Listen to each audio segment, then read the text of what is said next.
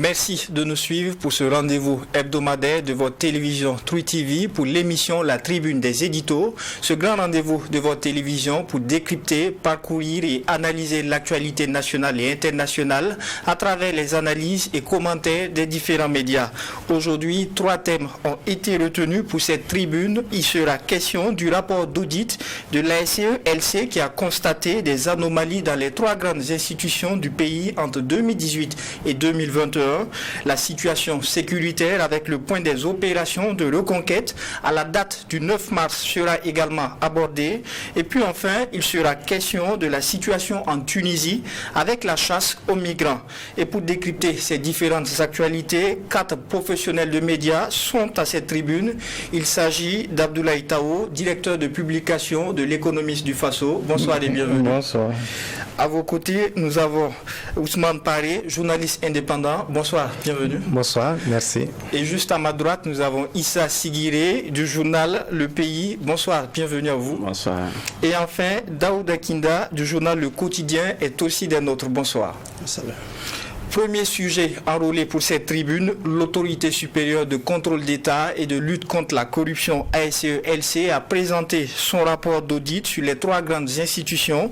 Les chiffres sont évocateurs, 13 milliards d'irrégularités constatées à l'Assemblée nationale entre 2018 et 2021. Abdoulaye Tao, vous êtes spécialiste des questions économiques. Déjà, lorsque l'on parle d'irrégularité, de quoi s'agit-il exactement ?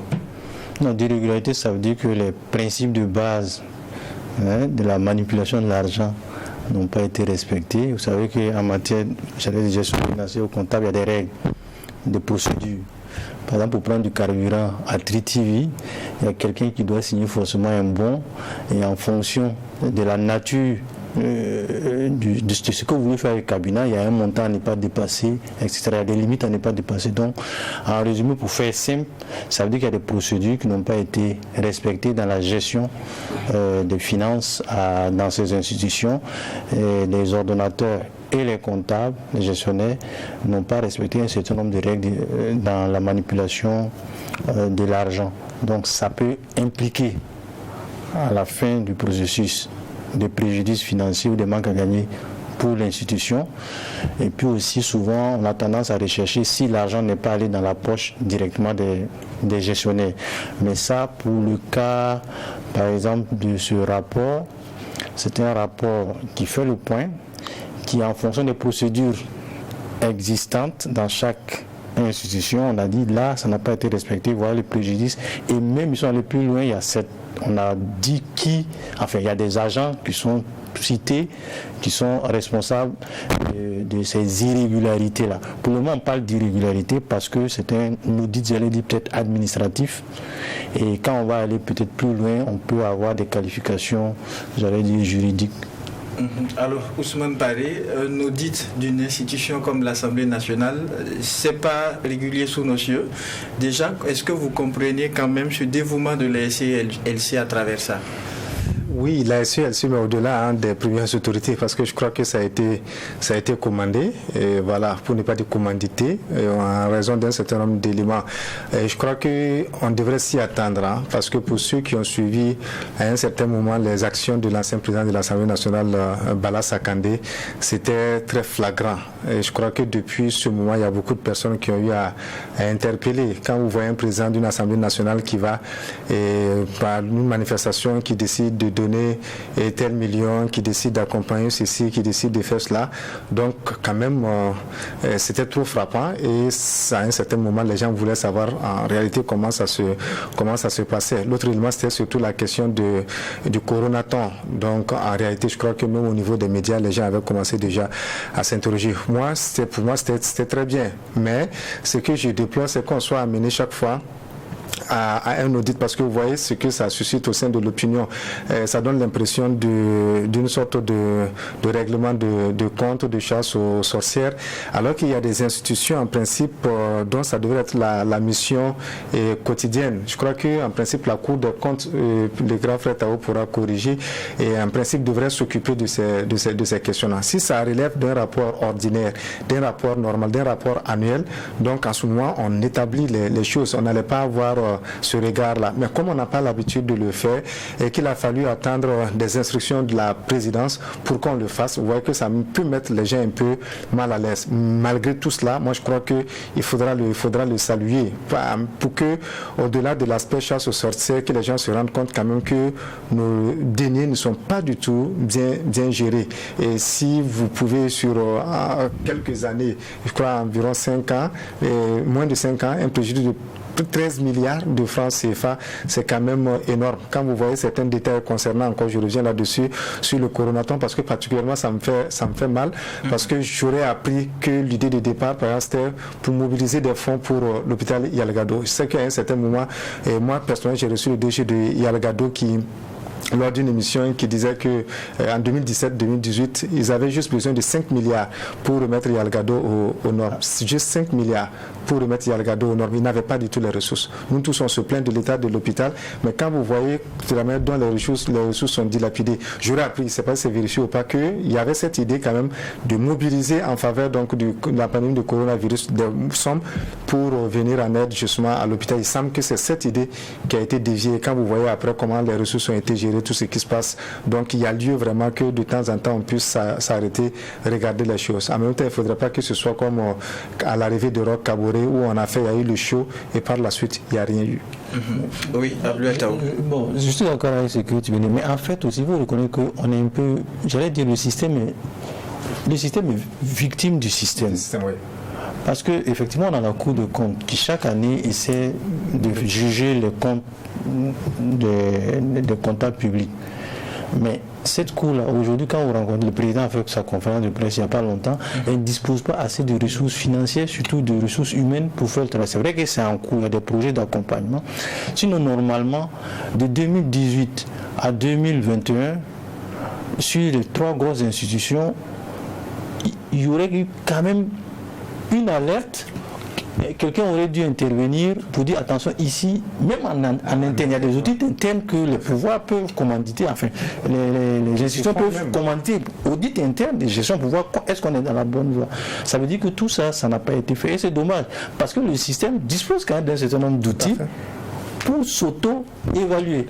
Maintenant, là où c'est dangereux, là où on peut parler de chasse aux sorcières, c'est que, oui, on dit président du FASO, Assemblée nationale, primature. C'est les 3 têtes de la République. Est-ce que le nouveau pouvoir qui vient se dit, bon, on sait comment ça se gère, on va aller chercher comment ils gèrent, ou on va leur créer des problèmes? Parce que si vous regardez, bon, c'est pas la première fois qu'on parle de carburant à la présidence, même sous Roch, et sous Roch, sous Zida, on a eu les mêmes problèmes. Mais ça se répète. Qu'est-ce qu'il faut faire? Je pense qu'ensemble, l'administration publique et aussi avec les politiques, parce que c'est une machine, c'est un tandem, doivent essayer de regarder pour que effectivement les deniers publics soient mieux gérés. Il y aura toujours peut-être des préjudices financiers parce qu'on va prendre une mauvaise décision, mais pas de mauvaises décisions tout le temps. D'accord. Alors Issa Sigiré, lorsqu'on parle de 13 milliards de francs CFA d'irrégularité entre 2018 et 2021, c'est tout de même assez étonnant connaissant la situation économique du Burkina. C'est étonnant, mais moi je dirais que c'est triste et même très triste. Quand dans un pays où, parce que de 2018, notre situation sécuritaire avait commencé déjà à se dégrader, et après on a eu coronavirus, encore eu beaucoup d'autres choses. Si dans ces conditions-là, l'argent public n'est pas géré comme il se doit, c'est même très triste. Et quand on regarde ce qui s'est passé là-bas, je relève 2 choses. Il y a la mauvaise gestion des deniers publics qui est déjà un problème, un frein à notre développement, mais il y a aussi le manque de sérieux dans tout ce que nous faisons dans nos pays, et c'est là tout le problème, parce que comment une question aussi sérieuse, comment le coronavirus, où on devait mobiliser de l'argent. C'est comme si c'était de la théâtralisation ou encore du cinéma, où chacun vient déposer de l'argent et puis on passe après, on retire l'argent, on prend par la main gauche ce qu'on a donné par la main droite. C'est comme ce que les DJ font lors des concerts. On vient, on dilapide l'argent et un autre passe pour repayer. C'est la même chose si au plus haut sommet de la République on doit se livrer à certains comportements. Vraiment, c'est vraiment dommage. Mais on ose croire également que c'est un rapport assez sincère parce que il a parlé de chasse aux sorcières tout à l'heure. Ce qui nous dérange un peu, c'est la période. Quand on regarde, c'est comme si c'était la période qui correspond à la gestion d'un seul individu. Voilà, c'est là où c'est un peu malsain. Vous trouvez qu'on s'acharne peut-être sur le NPP? Je ne suis pas en train de dire qu'on est en train de s'acharner sur la personne de Bala. Mais ce que je suis en train de dire, c'est que je suis de ceux qui pensent sincèrement que notre sous-développement, la situation sécuritaire également, sont dus au fait que la corruption quand même a pris de l'ampleur dans notre pays. Et lutter contre la corruption, c'est aussi lutter contre le terrorisme, c'est aussi lutter contre le sous-développement. Donc c'est une très bonne chose. Mais j'aurais aimé qu'on aille beaucoup plus loin. Parce que quand on regarde dans la période, je ne suis pas sûr que c'est dans ces trois institutions-là qu'on a mis autant d'argent. Et on espère que les autres rapports vont suivre, tels que le ministère de la Défense, par exemple, ou même de l'armée, ou dans d'autres structures, ou même des sociétés d'État par exemple. Donc on espère que les choses vont aller jusqu'au bout parce que les transitions sont des occasions rêvées pour revoir un certain nombre de choses. Par exemple, dans la transition de 2014-2015, on a eu la chance de sceller le pacte de renouveau de la justice.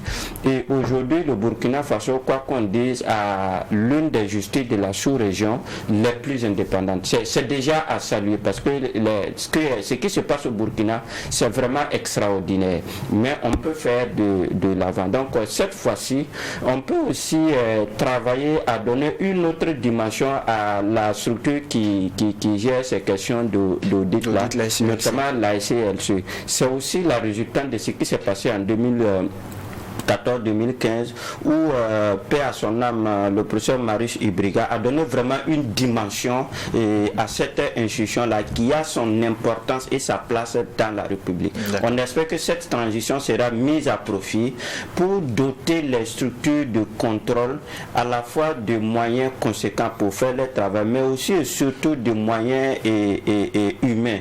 Et c'est très important. Dans un pays où on a plus d'1 million de chômeurs selon les statistiques en place, on ne peut pas manquer de ressources pour doter, pour fournir ces institutions-là qui vont faire correctement le travail, de sorte qu'on ne puisse même pas douter des résultats des travaux qui seront commandités. Sinon, l'audit en soi est une très excellente chose, mais je voudrais qu'on aille plus loin, pour qu'on aille vers la sincérité des actes qu'on pose. D'accord. Alors, Daouda Kinda, au niveau de votre journal Le Quotidien, comment analysez-vous ce rapport d'audit de la SELC?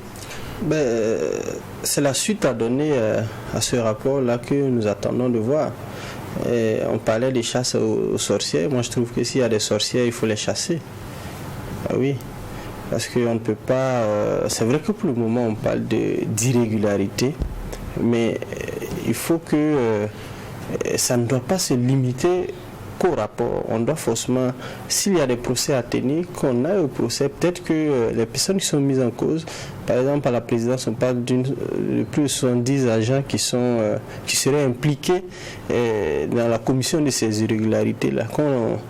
On puisse les traduire, peut-être qu'il y ait un procès, que ces derniers-là puissent se défendre si l'argent est allé dans la poche de quelqu'un, que ces gens-là puissent répondre devant leurs actes. Et s'il y a des innocents aussi dedans, bon, qu'ils puissent, on puisse les innocenter.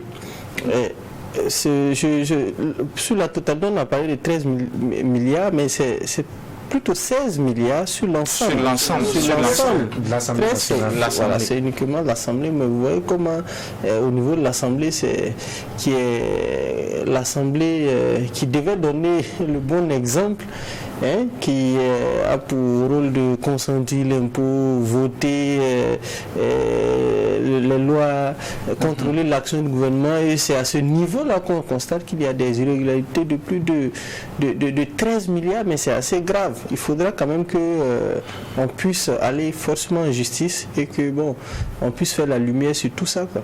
D'accord, oui, Abdoulaye. Moi, il y a quelque chose qui m'a un peu frappé quand je lisais le rapport, enfin la synthèse du rapport.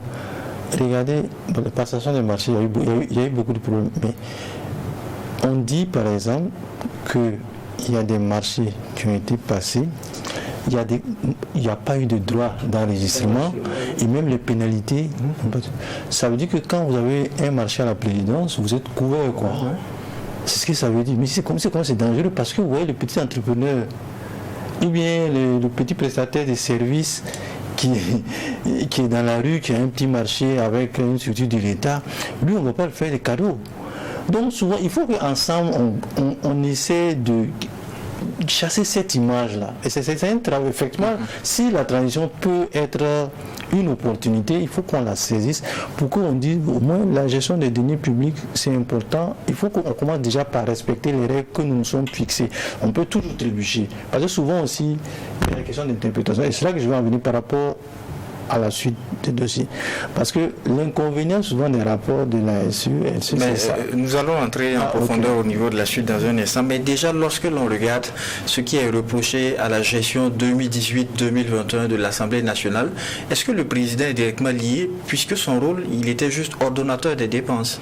Non, mais il faut faire attention, il y a des fautes qui impliquent et l'ordonnateur et le comptable, les gestionnaires, parce que vous ordonnez à quelqu'un qui exécute, et lui, souvent, les fonctionnaires du ministère des Finances, quand ils sont dans les départements, ils sont pécuniairement responsables d'un certain nombre d'actes qu'ils posent.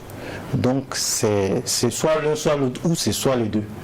C'est ce qui risque d'arriver sur certains dossiers. Quand ça va aller en justice, quand il y aura une instruction judiciaire, ils vont essayer de déterminer la responsabilité individuelle et pénale de chacun. D'accord. Alors Ousmane Baré, ce n'est pas la première fois qu'un rapport d'audit ou d'enquête est révélé au Burkina Faso. Il y a eu les rapports d'enquête parlementaire sur le foncier. Est-ce que cette fois-ci, avec ce rapport d'audit de l'ASE-LC, la justice peut s'en saisir? Non, je crois qu'il y a déjà, l'ASE a communiqué, et je crois même aujourd'hui je crois qu'il y a les procédures qui ont été déjà enclenchées pour que ceux qui doivent à l'État puissent commencer à payer. Et je crois que d'ailleurs, lors de la conférence, le président, le contrôleur général de l'État a dit qu'il y a un agent qui a déjà fait, comment dirais-je, montré un quitus qui a présenté pour dire que, pour ce qui est un député qui le concernait, donc j'ai vu, je crois qu'ils ont dit que ça a déjà été lancé, donc les agents qui sont responsables peuvent déjà donc passer pour régler en ce qui les concerne, et que l'ASE aussi a enclenché le processus, voilà, pour que l'État puisse entrer en droit, donc en tout cas recouvrer ce qui lui revient. Ça, moi j'ai beaucoup apprécié ça. Il va falloir qu'on puisse mettre tous les moyens. Maintenant, pour ceux qui ne sont pas d'accord, ils pourront aller au niveau de la justice, et la justice va trancher pour ce qui concerne le reste. Maintenant, ce qu'il faudra éviter, comme les années antérieures, c'est qu'on fasse le rapport et qu'on fasse le bouquin, et par la suite, il n'y a rien. Moi, je suis de plus en plus qu'on ne se contente même pas aux peines privatives de liberté. Que si on a établi par exemple le préjudice à 1 milliard, que si la personne a des biens, qu'on puisse saisir les biens. Ça peut paraître méchant, mais c'est il faut qu'on y arrive. Parce que si vous voyez de la manière dont les choses se passent, c'est très méchant. Et ils sont des gens qui sont vraiment sans scrupules, et vis-à-vis, qui n'ont aucun respect, qui n'ont pas le sens du bien public. C'est que Tao disait, et quand vous voyez, mais ça fait très mal. Et les agents comptables, des fois, quand vous discutez, pour ceux qui font des enquêtes sur ce genre de pratiques, c'est clairement établi. L'agent comptable, il sait qu'il a sa part de responsabilité. Quand le patron lui met la pression, il n'y a pas de souci. Lui, il laisse et puis il prend sa part. Donc, c'est pour l'État, donc chacun en abuse comme il veut, et les gens savent très souvent que ça ne va pas très loin. On va les interpeller 2 jours, 3 jours de prison, et puis après ils vont sortir. Maintenant, s'il y a de lourdes sanctions, un peu à l'image de ce qui se passait sous la Révolution, les gens vont se dire, les gens vont réfléchir par 2 fois avant de faire certaines choses. Ça pourra dissuader, un peu comme ce qui s'est passé avec l'ancien DG de la LONABE. Donc, il va falloir qu'on puisse aller dans cette logique-là. Et enfin, que les gens comprennent tout simplement que c'est pas parce que le patron a ordonné et que je dois le faire. Tant que ça ne respecte pas les normes, ça peut frustrer. Nous tous, des fois, on a insulté des gestionnaires, hein, des comptables pour ça. Quand vous partez, vous trouvez que c'est très simple. Vous avez fait votre travail, vous avez besoin de votre argent et on parle de procédures. Tant que ce n'est pas respecté, ça peut paraître bizarre. En même temps, je vais terminer par là, ça va être l'occasion de réfléchir. Si on pense que les procédures n'arrangent pas du tout et la gestion de certaines affaires, parce qu'effectivement, il y a des urgences. Je crois que c'est le problème qui avait été posé pour ce qui concerne l'armée. Il faut tout simplement trouver des mécanismes pour alléger sans pour autant faciliter, en fait, permettre aux gens d'abuser des ressources de l'État. Donc, je crois que tout le monde est interpellé. Si on trouve que les lois ne nous permettent pas d'être efficaces, il faut qu'on les révise. Voilà, il faudrait les relire. Voilà, on les adapte. D'accord. Alors, Issa Sigiré, il n'y a pas que l'Assemblée nationale ou la primature, il y a aussi la présidence du FASO qui est épinglée pour près de 700 millions de francs CFA. Comment est-ce que vous trouvez cela pour l'institution qui aussi se devait de donner l'exemple? C'est ce que j'avais dit au départ, que c'est déplorable qu'on en arrive là. Hein, mais je pense qu'on est en train de rectifier le tir et c'est vraiment le moment et la transition est une vraie opportunité pour encadrer un certain nombre de choses. C'est comme on l'a dit, il y a toujours des rapports qui suscitent des débats, des bouquins, des tollés, mais juste après, quand on finit de régler les comptes politiques, on passe à autre chose. Par exemple, il y a eu le rapport sur le foncier. Bon, jusque là, on ne sait pas où nous en sommes sur le comment on appelle ça, sur les mines, je crois. Jusque là, on ne sait pas. Mais pour cette fois, il faut qu'on aille au bout, de sorte que celui qui va venir après cette transition sache que j'ai des comptes à rendre au peuple. Parce que voyez-vous, c'est comme si on aspirait le pauvre travailleur qui arrive difficilement à joindre les deux bouts pour renflouer les caisses de l'État. Et quand ces fonds ne sont pas suffisamment gérés, vous voyez que c'est beaucoup plus frustrant. Et c'est ce qui même freine même notre développement. Si les choses sont réglées, si les choses se passent correctement dans la gestion des ressources, c'est sûr que nous aurons eu assez de bonnes routes, assez d'hôpitaux, assez d'écoles pour scolariser les enfants. Mais malheureusement, ces pratiques qu'on a constatées ça et là freinent un peu le développement. Et nous passons notre temps à quémander lorsque nous avons des besoins vers d'autres pays qui sont beaucoup plus développés que nous. Voyez-vous, on va demander de l'argent à certains pays et quand ils regardent leurs ministres dans leur propre pays, ils n'ont pas le train de vie, par exemple, que nous, nos ministres ou encore nos responsables ont ici. Donc c'est pas tout à fait normal. Moi je suis pour que ces audits-là, on aille jusqu'au bout, que les responsabilités soient situées, mais qu'on évite aussi que ces actes-là soient un peu entachés, que ça prenne un peu l'allure des règlements de compte. Parce qu'en toute chose, il faut la crédibilité. Quand il n'y a pas de crédibilité dans une chose, elle devient dangereuse. Par contre, quand vous avez fauté, alors vous devez soit rembourser, comme il a dit, soit même confisquer vos biens, parce que il y en a qui disent simplement qu'ils n'ont même plus peur de voler. Ils peuvent voler 2 milliards et on les met en prison, il prend peut-être 100 millions, il se paye une maison luxueuse au sein de la prison et il a tout ce qu'il faut, il sort quelques années après et il jouit du fruit du vol. Donc il faudrait qu'on arrête tout ça et que on sévit jusqu'au bout, de sorte que ça soit pédagogique, que celui qui soit là aujourd'hui sache que on est en train de juger ou encore de saisir les biens de ceux qu'on a qui nous ont qui sont venus juste qui ont géré avant nous. Il faudrait aussi que nous puissions faire attention. Mais il y a des structures, surtout au Burkina Faso, où ces dernières années il y a eu beaucoup d'argent. Il faudrait aussi jeter un coup d'œil à ces Vous pensez à quelle structure? Voilà.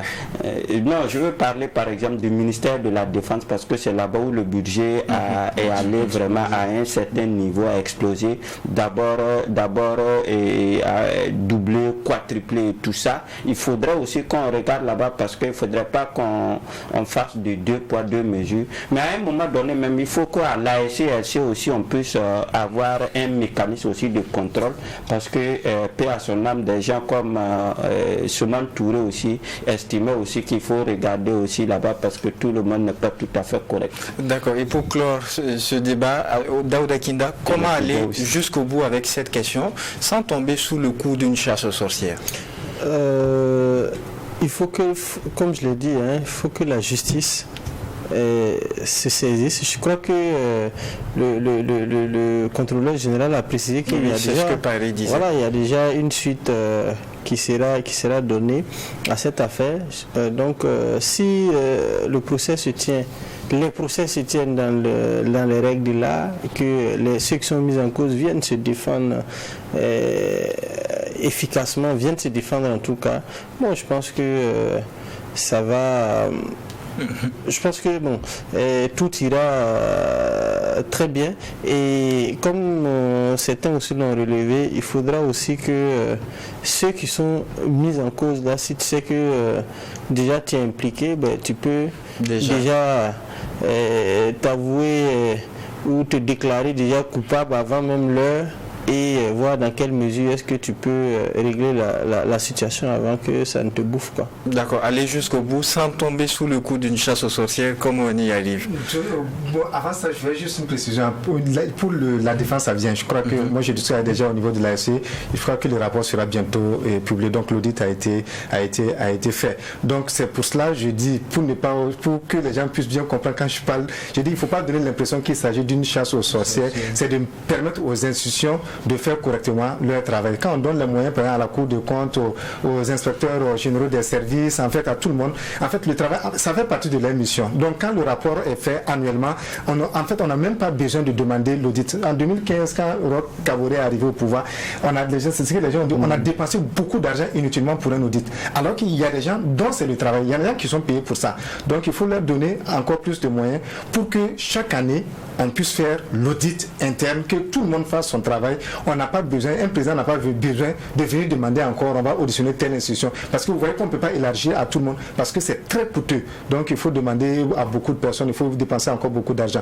L'autre élément, rapidement, c'est vrai qu'on est focalisé sur ces institutions, mais je crois que la révision de la loi sur la lutte contre la corruption en 2015 permet aussi d'étendre à beaucoup d'autres structures. Malheureusement, on n'en parle pas. Les organisations de la société civile, même au niveau des médias, les patrons de médias, il y a des entités comme ça et sur lesquelles l'ASE devrait avoir un regard. Même je crois que même pour la déclaration de patrimoine, donc il y a des structures comme ça. Mais malheureusement, on est resté focalisé sur les responsables et au niveau de l'État, les ministres et autres. Donc il va falloir qu'on puisse aussi faire ce travail. Parce que c'est vrai, il y a l'État, il y a en fait le gouvernement, mais très souvent les financements, ça passe aussi par ces structures parallèles là. Donc pour mieux maîtriser, il faut regarder tout cela. Et nous passons du coup au deuxième sujet enrôlé pour cette tribune. Les forces de défense et de sécurité ont fait le point des opérations de reconquête à la date du 9 mars 2023. Il eut le sort d'une récupération de certaines zones du pays, également la neutralisation d'une centaine de terroristes. Abdoulaye Tao, vous avez vu ce point, qu'est-ce que vous en pensez? Bon, je m'attendais plus ou moins à ce type d'opération depuis la sortie télévisée du chef de l'État annonçant qu'on n'était pas encore en guerre. Ça veut dire qu'on était en train de se préparer à faire la guerre. Et je pense que c'est les prémices de la guerre qu'on vient de nous annoncer, avec une particularité qui est... Bon, moi j'ai dit que c'est un peu risqué parce qu'on a ouvert beaucoup de fronts en même temps, alors qu'on s'attendait à ce qu'on sécurise un front, puis l'autre, c'est-à-dire on sécurise un front, on s'installe, et puis on déploie les moyens pour l'Est, l'Ouest, le Nord, le Sahel, etc. Mais déjà, c'est un bon signe. Et puis, comme dirait quelqu'un, c'est bon pour le moral. Ça veut dire qu'on a eu le temps de rassembler et les hommes et les moyens. Et aujourd'hui, on va à une confrontation qui, on espère, va s'intensifier et va nous libérer un peu plus de territoire pour qu'on puisse préparer la suite des événements calmes. D'accord. Alors, Ousmane parlait, beaucoup de choses ont été dites sur Partiaga, dans la région de l'Est, au niveau du point des opérations des FDS. Il lit le sort que les FDS ont mis pied à Partiaga. Qu'est-ce que vous en pensez?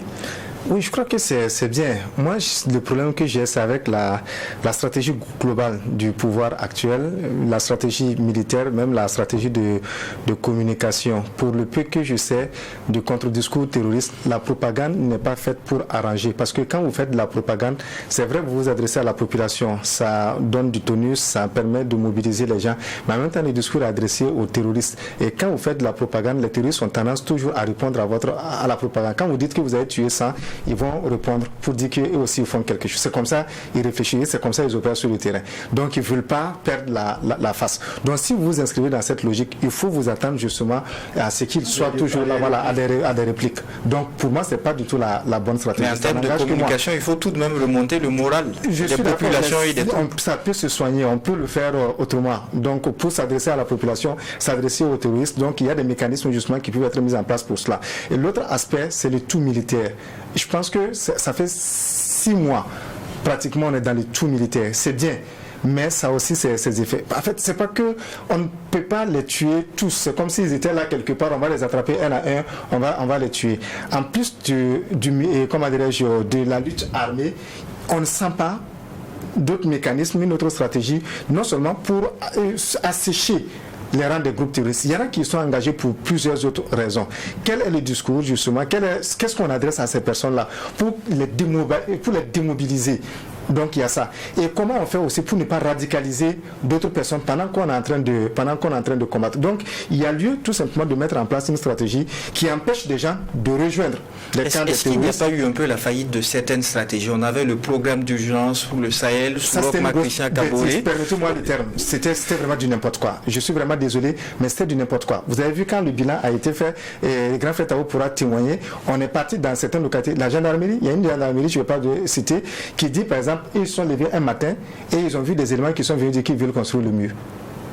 Personne n'a été concerté pour ça. Le bilan était catastrophique.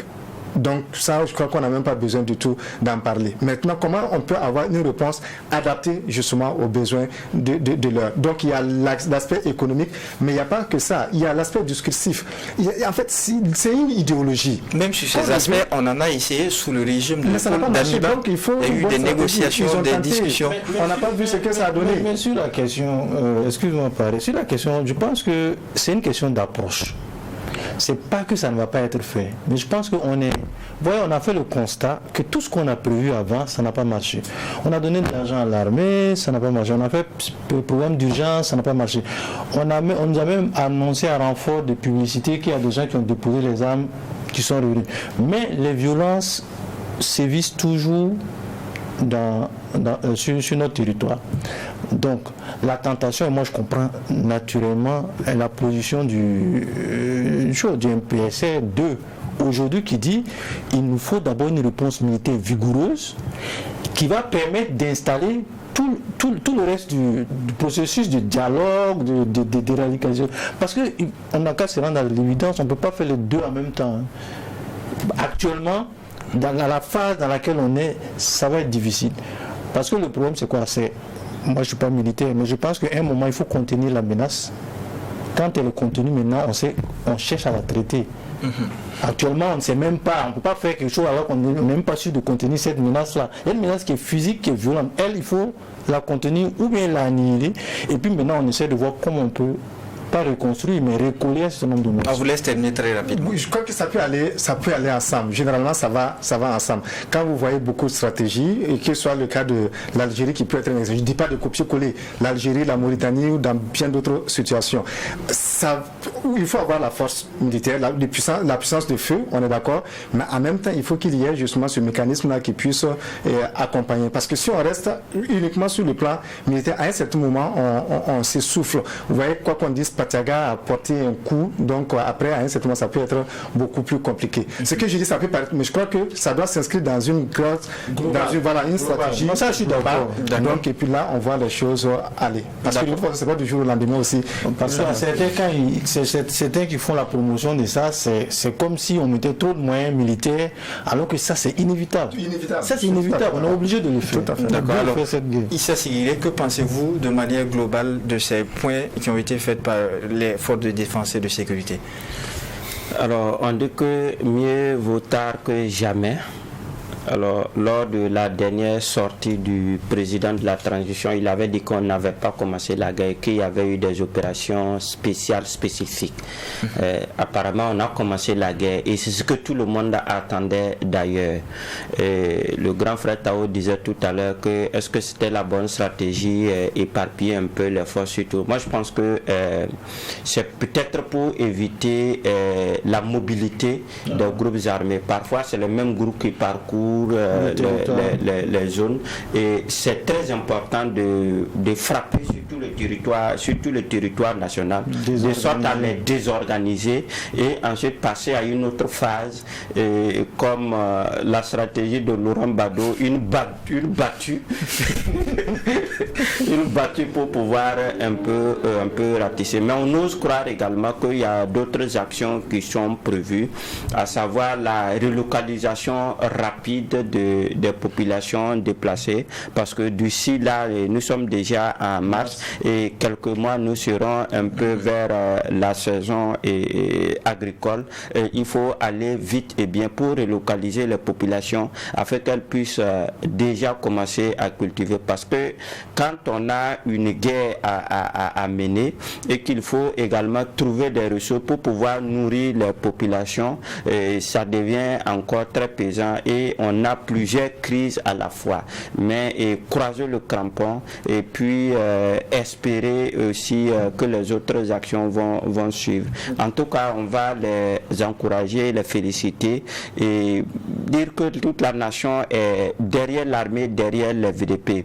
Aujourd'hui, chacun veut de temps en temps aller voir son village, ce qui n'est pas évident pour certains d'entre nous qui sommes un peu partout. C'est vraiment très difficile, en tout cas pour nous autres qui venons de la région du Nord, de parcourir un certain nombre de localités, voir certains parents comme on avait l'habitude de le faire. Donc on va prier peut-être que cette fois c'est la bonne. En tout cas, la guerre a trop tardé, mais cette fois on pense qu'elle a commencé et bonne chance pour nos unités combattantes sur le terrain. Et pendant ce temps où le Burkina Faso est résolument engagé dans le combat contre l'idée terroriste, le journal Le Quotidien, s'interroge sur la contribution de la communauté sous-régionale et internationale à travers un édito, et il est intitulé « C'est dans les difficultés que l'on reconnaît ses vrais amis ». De quoi s'agit-il ? C'est dans les difficultés qu'on reconnaît ses vrais amis, ses vrais partenaires, j'allais dire. Effectivement, vous avez dû constater, comme nous, que le Japon a offert une quarantaine de pick-up et de motos au ministère de la Sécurité, qui va rétrocéder ces moyens roulants-là à la police nationale. Dans le contexte marqué par un engagement de nos forces sur le terrain, ça nécessite forcément des moyens pour lutter. Donc c'est dans ces périodes-là où toutes les forces sont engagées sur le terrain que nos amis, nos partenaires devraient quand même être de nos côtés, nous épauler, pas forcément à travers des prêts. On peut nous donner aussi, on peut nous aider, c'est possible. Donc c'est un geste que nous saluons et nous invitons en même temps à travers cet édito-là nos vrais partenaires, nos partenaires à également emboîter le pas du Japon et pouvoir venir à pouvoir nous aider également et emboîter le pas du Japon. Nous pointons un peu du doigt aussi ces types de partenariats-là où au moment où nous sommes en train de pleurer, on trouve des moyens également pour nous ponctionner, pour des intérêts et tout ça. C'est vrai que ce sont les intérêts qui font les nations. Mais il faudrait aussi, dans un certain nombre de situations, par exemple, où nous sommes confrontés depuis plusieurs années à l'hydre terroriste-là, au moment où on a des difficultés pour exploiter nos ressources minières, au moment où on a des difficultés pour nos productions agricoles, même pour l'élevage. Vous voyez que le plus grand marché de bétail à Djibo n'est plus fonctionnel. Nos exploitations agricoles, beaucoup de localités on ne peut plus exploiter. Nos ressources minières également, je parle sous le contrôle du grand frère Tao, il y a beaucoup de sites qui ne fonctionne plus. Donc, ça veut dire forcément que nos ressources sont limitées. Et quand on voit des partenaires qui viennent, qui comprennent notre situation et qui nous disent, bon, comme vous êtes engagés dans cette lutte-là, on vous donne par exemple ce genre de moyens-là pour que vous puissiez être efficace dans la lutte. C'est vrai que d'autres le font certainement sans forcément la communication, hein. Beaucoup le font aussi sans forcément la communication, mais il ne faudrait pas qu'on puisse des partenaires, je ne vais pas citer de pays, mais vous voyez récemment avec tout ce qui se passe, on a l'impression qu'il y a des partenaires qui ne veulent pas forcément nous aider ou qui nous disent oui, si vous êtes avec tel partenaire, on ne veut pas que nous on ne peut pas vous aider. Bon, quand on voit ces pays-là voient les intérêts, bon, on voit forcément, en tout cas c'est un geste que nous apprécions positivement. D'accord, Abdoulaye Taou, est-ce que vous êtes d'avis que le Burkina est abandonné par ses partenaires dans cette crise-là? Bon, si on suit la communication du gouvernement, il n'y a pas beaucoup de gens qui se bousculent à nos portes. Hein. Et moi, ça me... Bon, je ne vais pas dire que ça me fend le cœur. Oui, ça me fend le cœur parce que si on fait le parallèle avec ce qui se passe en Ukraine, vous voyez, les gens n'ont même pas attendu que les Ukrainiens crient à l'aide. Ils ont dit, attends, si la Russie prend l'Ukraine, on est menacé.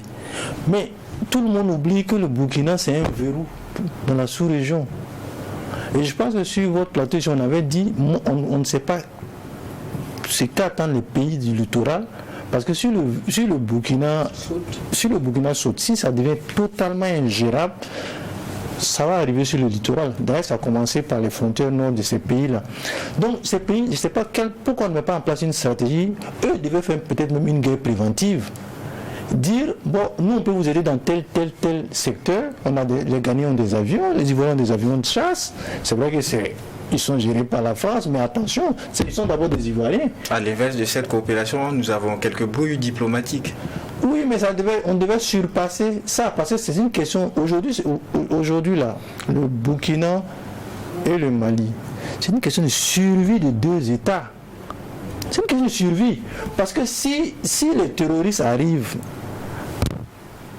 à leur fin, bon, je ne sais pas si on va continuer de s'appeler Burkina Faso. D'accord, très rapidement. C'est un pays qui est à milieu du Burkina.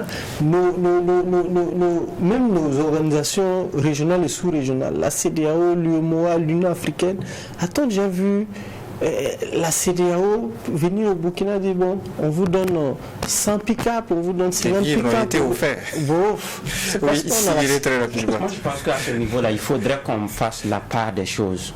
Moi, je pense que le Burkina est soutenu et le Burkina est aidé. Reconnaissons-le. Et tout à l'heure, il parlait du Japon, mais avant le Japon, il y a la Chine aussi, qui je crois, qui a donné voilà, mais voilà. Il y a la Chine, il y a même la CEDEAO dont on parle tant à offrir des vivres, que ce soit crédit ou pas, mais quand même, il y a beaucoup qui le font. Maintenant, nous avons créé un problème dans le problème. Par exemple, le grand frère prenait tout à l'heure la situation de l'Ukraine. Mais l'armée ukrainienne n'a pas pris le pouvoir parce que Volodymyr est en train de faire la guerre à la Russie. On est en train d'agresser la Russie. Tout le monde est derrière le président, y compris les militaires. Ils ne se sont pas retournés. Mais je suis sûr qu'aujourd'hui, si le président Volodymyr n'est pas président, on peut aller vers la Russie et puis les choses seront mieux réglées. Ils n'ont pas fait un coup d'État pour autant. Ce que je veux dire, il y a des règles communautaires. Nous les avons violées, nous les avons transgressées. Et donc, c'est à nous de subir maintenant les problèmes. Parce que, par exemple, vous regardez les pays comme les États-Unis qui devaient nous aider, par exemple, avec le MC, avec autant de milliards, dans un pays où nous sommes dans un pays où le kilowattheure est l'un des plus chers au monde. Et des gens viennent vous soutenir pour vous aider à accroître l'offre en termes d'électricité. Et vous faites tout ce qu'il faut pour qu'on puisse suspendre ces aides-là. Donc, nous, certains problèmes, nous avons cherché certains de nos problèmes. Maintenant que nous y sommes, allons doucement pour pouvoir. C'est à nous aussi de savoir manager certainement. On est d'accord. On est d'accord avec ce postulat-là. Là, aujourd'hui, on fait quoi? On fait quoi? Sachant que si le Burkina ou le Mali tombent, beaucoup d'autres pays vont tomber. Je pense qu'il faut se poser juste la question, qu'est-ce qu'on fait? Est-ce qu'on les soutient véritablement ou on les laisse gérer parce qu'ils ont fauté? Mais avant même ce coup d'État là, sous Roch, est-ce que Roch a bénéficié de soutien? Il n'y avait pas de coup d'État. Mais est-ce que ces institutions-là ont pu soutenir le Burkina comme il le fallait? On va en finir avec ce sujet. Le dernier mot est Ousmane Bari. Il y a eu des soutiens, il y a eu beaucoup d'initiatives. Je sais que sous Roch Kaboré, il y avait une initiative entre le Burkina, par exemple, et la Côte d'Ivoire par rapport donc à la question sécuritaire. Maintenant, ce qu'il faudrait indexer, on parle de la CEDEAO, on parle du MOA, on parle des autres pays, mais c'est qu'aucun de ces pays n'est viable, entre guillemets, sur le plan économique. Parce que même les initiatives que nous-mêmes nous mettons en place, on va chercher de l'argent ailleurs. Donc, souffrez que les partenaires aussi imposent leurs conditions et que parce qu'on n'est pas d'accord avec les partenaires, on n'arrive pas à démarrer. Le G5 Sahel, on peut tout dire. On avait demandé, au début, on avait dit qu'on allait financer le G5 Sahel. Chaque pays devrait mobiliser, je crois que c'était environ une 50aine de millions de francs CFA. Finalement, aucun des pays n'a donné ce qu'il devrait donner. On s'est retourné vers la France. La France qui voulait aussi inscrire ça sous le chapitre 7 des Nations Unies. Les États-Unis ont dit que ce n'était pas possible. Même le faux procès qu'on fait à la MINUSMA. La MINUSMA est une force d'interposition. La force d'interposition, sa mission, c'est de se mettre entre deux forces. Elle n'a pas pour mission d'aller combattre.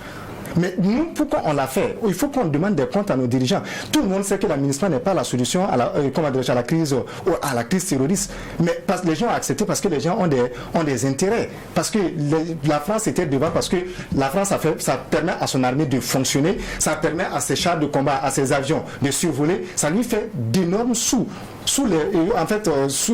grâce aux Nations Unies. Donc la France a l'arrange de mener ce combat. Nous, on a voulu faire la même chose avec le G5 Sahel. Si on inscrivait le G5 Sahel sous le chapitre des Nations Unies, tout le monde savait que ça n'a absolument rien nous apporté. Si c'était tout simplement permettre à certaines personnes de vivre. Donc il faut qu'on pose la question sur nos propres responsabilités dans ce qui nous arrive. Si on voit dans les institutions du lait, si on voit dans des vaches à lait et qu'on veut tirer, il faut qu'on souffre justement que ça puisse fonctionner comme ça. Donc, je crois qu'il y a des opportunités.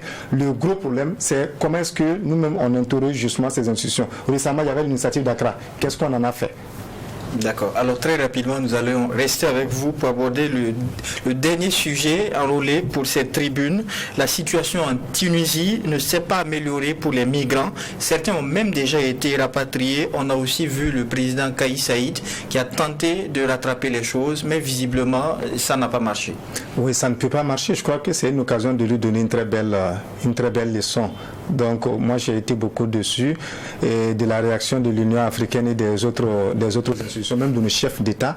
Pratiquement personne n'a été capable justement de lui adresser la réplique. C'est à des moments comme ça qu'on regrette des gens comme Thomas Sankara ou encore Mohamed Kadhafi. J'imagine Kadhafi en ce moment ce qu'il allait dire par rapport à ce qui se passe. À un certain moment, il faut qu'on ait aussi le courage de se faire respecter. C'est bien de faire rapatrier ces ressortissants, mais je crois que c'est aussi mieux d'adresser le discours qu'il faut justement en pareille circonstance.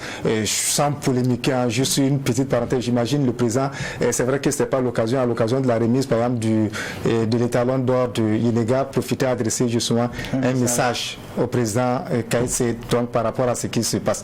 C'est très grave ce qui se passe, c'est inadmissible. Quand ça se fait en Europe, on crie. Ça se passe sur notre propre continent, personne justement pour en parler. C'est la même chose, c'est vrai, on parle des chefs d'État, peut-être que nous aussi on a notre part de responsabilité, mais au niveau de la société civile, qu'est-ce que vous avez vu concrètement comme mobilisation, comme dénonciation de ce qui se passe en Algérie? Oui, on condamne le président tunisien, mais en même temps, il faut qu'on reconnaisse que nos réactions n'ont pas été à la hauteur justement de ce qui se passe. Ça aura d'énormes conséquences dans le futur et c'est vraiment dommage. D'accord. Alors, chasse aux migrants subsahariens, la Tunisie se dévoile-t-elle telle qu'elle? C'est le titre de l'édito des éditions Le Pays. Issa Sigiri. Oui, parce que il faut déplorer ce qui s'est passé en Tunisie, parce que tout est parti des déclarations d'un président à la limite irresponsable qui a échoué sur beaucoup de plans et qui veut jeter jeter la responsabilité de son échec sur des innocents, c'est-à-dire les subsahariens qui sont en Tunisie. Mais aussi, il faut ajouter aussi que c'est un pays où qu'il y a des Noirs tunisiens qui souffrent un peu du racisme au même titre que ceux des autres pays africains qui sont dans ce pays-là. Donc, mais comme il a dit, beaucoup de présidents ont manqué encore une fois de lui adresser la parole, de dire ce qu'il y a à dire, ou peut-être même de donner une leçon de pédagogie, à savoir que la Tunisie est un pays africain et en Afrique avant tout. Mais on n'a pas vu des déclarations ou encore des initiatives tendant à le ramener à la région, l'Union africaine ou encore d'autres choses. Parce que c'est comme ça le problème commence. On a regardé les Occidentaux, surtout la France en tête, détruire la Libye, et aujourd'hui nous subissons ces conséquences-là. Aujourd'hui, voici un autre encore qui s'élève, qui fait des choses extraordinaires, comme si il était sur une autre planète, et on s'assoit, on le regarde. Demain, quelles seront les conséquences des actes qui ont été posés en Tunisie? Et c'est ce qui est vraiment dommage. Peut-être qu'il oublie que les Tunisiens sont un peu partout en Afrique subsaharienne, où des grandes entreprises tunisiennes font de grands travaux. Imaginez un instant qu'on applique un peu la réciprocité, parce que ce qui s'est passé, c'est que les migrants illégaux ont été victimes, mais aussi les migrants légaux tels que les étudiants, les travailleurs, tout le monde en a été victime, et c'est vraiment dommage et déplorable. D'accord, alors très rapidement, Abdoulaye Tao, dans l'édito, le pays relève que le mal de la Tunisie, c'est son président. Est-ce que vous en convenez? Moi, je n'ai que...